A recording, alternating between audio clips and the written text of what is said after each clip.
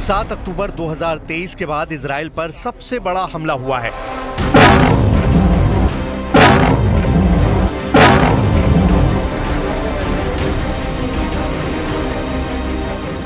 Missile attack हुआ है, rocket attack हुआ है। ऐसे वीडियो इजराइल में वायरल हो रहे हैं जिन पर हिजबुल्लाह की छाप लगी हुई है। एक साथ इतने हमलों को देखकर नेतन्याहू और उनके वॉर कैबिनेट में खलबली मच गई है, क्योंकि हिजबुल्लाह ने इजराइल के उस शहर पर हमला किया है जो आबादी के लिहाज से तेल अवीव के बाद इजराइल का दूसरा सबसे बड़ा शहर है। यह है हाइफा। हाइफा यानी इजराइल की सबसे बड़ी बंदरगाह।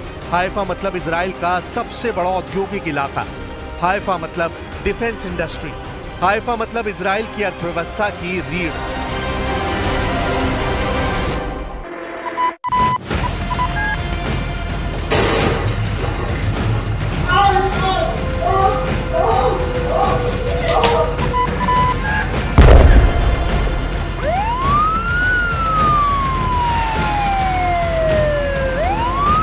क्या हाइफा पर हुआ हमला हिजबुल्लाह का पेजर बम वाले अटैक का बदला है?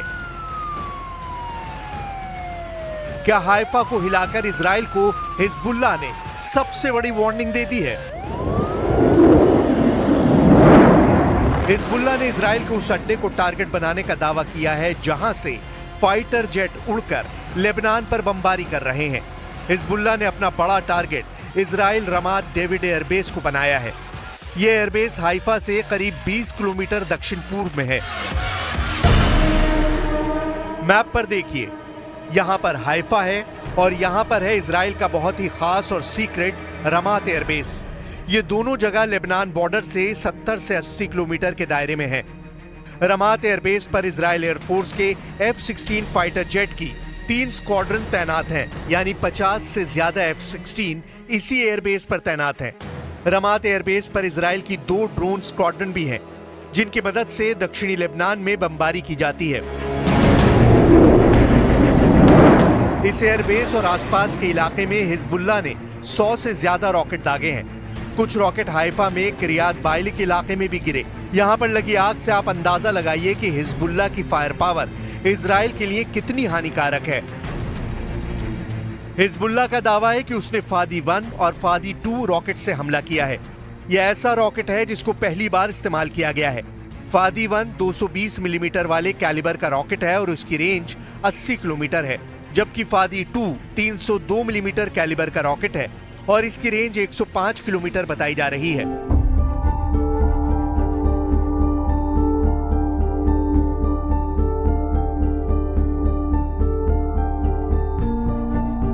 फादी रॉकेट सीरिया के M302 रॉकेट की नकल बताया जा रहा है, लेकिन यह बात सच है कि हमास के 7 अक्टूबर वाले हमले के बाद से यह हिजबुल्लाह का सबसे बड़ा हमला है। इस अटैक में इजराइल का कितना नुकसान हुआ है इस पर नेतन्याहू अभी खामोश हैं, लेकिन तस्वीरें बता रही हैं कि हिजबुल्लाह का हमला कितना खतरनाक था।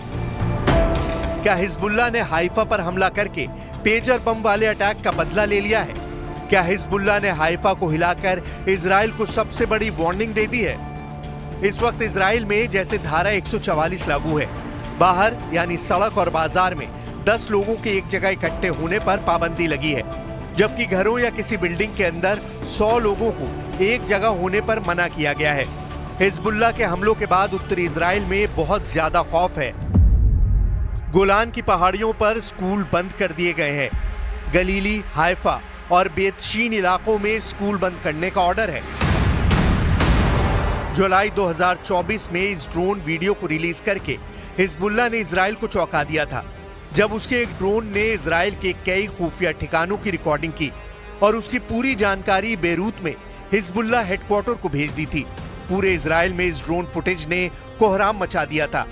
तब हिजबुल्लाह ने दावा किया था कि इजराइल के इंच-इंच इलाके और उसके बड़े ठिकानों की तफसील उसके पास पहुंच चुकी है।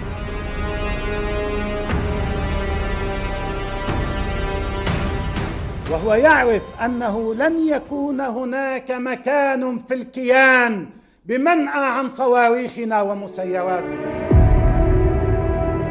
हिजबुल्लाह ने इजराइल को डराने वाला वीडियो रिलीज किया तो नेतन्याहू की सरकार के हाथ पांव फूल गए। नए ड्रोन वीडियो में हिजबुल्लाह ने दिखाया है कि उसका एक ड्रोन इजराइल के ऊपर उड़ रहा है। 10 मिनट की इस फुटेज में ड्रोन इजराइल के कई शहरों पर उड़ा है। 18 जून 2024 को हिजबुल्लाह का जो ड्रोन इजराइल में घुसा वो कई खुफिया ठिकानों की तस्वीर खींचकर वापस लेबनान ले गया। इजराइल उसका कुछ भी नहीं बिगाड़ पाया। ये ड्रोन उत्तरी इजराइल के किरियात शमोना, नहरिया, सफर, कारमील, अफूला शहरों से लेकर इजराइल के हाइफा पोर्ट तक उड़ता हुआ दिखाया गया। अब इसी ड्रोन फुटेज का इस्तेमाल करके हिजबुल्लाह ने इजराइल को काला रविवार वाला तोहफा दिया है।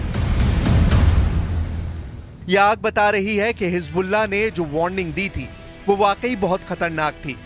10 मिनट के वीडियो में इस ड्रोन ने ऐसे ऐसे ठिकानों को फिल्माया है जिसे देखकर नेतन्याहू को मोसाद समेत इजरायली सेना के हर कमांडर की मीटिंग बुलानी पड़ी। हिजबुल्लाह के ड्रोन से हाइफा का पोर्ट भी रिकॉर्ड किया गया था। इस वीडियो में इजरायली हथियारों की कंपनी रफायल का कॉम्प्लेक्स भी फिल्माया गया था। मिसाइल के गोदाम, एयर डिफेंस सिस्टम, पनडुब्बी कमांड सेंटर से लेकर कई अड्डे रिकॉर्ड किए गए। إذا فرضت الحرب على لبنان فإن المقاومة ستقاتل بلا ضوابط وبلا قواعد وبلا أسلحة। इस वक्त इजराइल लेबनान बॉर्डर के करीब कई इलाके खाली हो चुके हैं। लेबनान के बॉर्डर के आसपास 60 किलोमीटर के दायरे में 30,000 की आबादी अपना घर छोड़कर जा चुकी है। लेकिन दहशत इजराइल में भी है। उसके किरियात शमोना जैसे शहर खाली पड़े हैं। 1 लाख से ज्यादा लोग दक्षिण इजराइल की तरफ कूच कर चुके हैं। हाइफा जैसे शहर में भी डर पसरा हुआ है। अब हाइफा और आसपास हुए रॉकेट अटैक ने युद्ध का तापमान बढ़ा दिया है। इजराइल और हिजबुल्लाह का अघोषित युद्ध अब गजा पर बमबारी जैसा खतरनाक होता जा रहा है।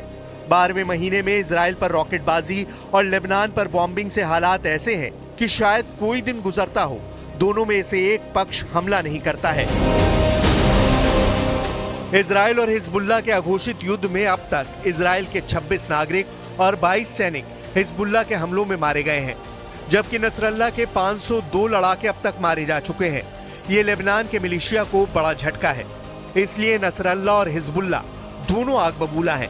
पेजर बम वाले सीरियल ब्लास्ट के बाद हिजबुल्लाह बड़ा बदला लेना चाहता है।